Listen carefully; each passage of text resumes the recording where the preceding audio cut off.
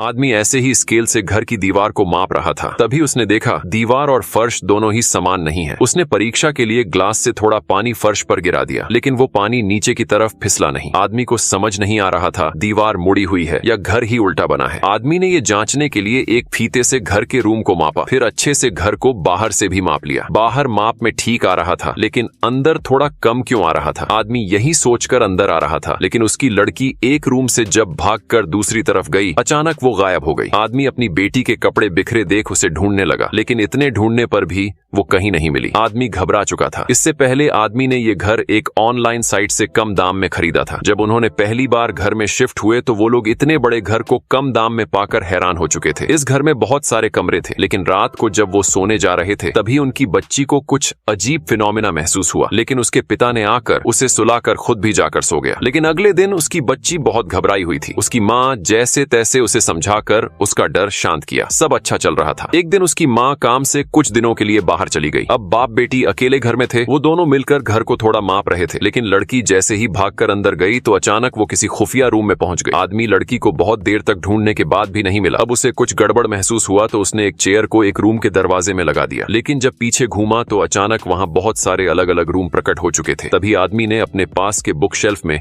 एक खुफिया दरवाजा नजर आया। उसने तुरंत उस अंधेरे से रूम के अंदर चला गया। तभी उसके पीछे से दरवाजा खुद ब खुद बंद हो गया। लड़की जिस रूम में थी वहां एक बूढ़ा आदमी उसे ललचाने की कोशिश कर रहा था, लेकिन लड़की वहां से भाग गई। यहाँ आदमी रूम के दरवाजे को बहुत देर तक लात मारने से दरवाजा खुल गया, जिससे आदमी बाहर आ सका। उसने बाहर आते ही अपनी बच्ची को सीढ़ी में रोते हुए पाया। असल में ये घर एक भूलभुलैया जैसा था, जहाँ से बाहर आना नामुमकिन था।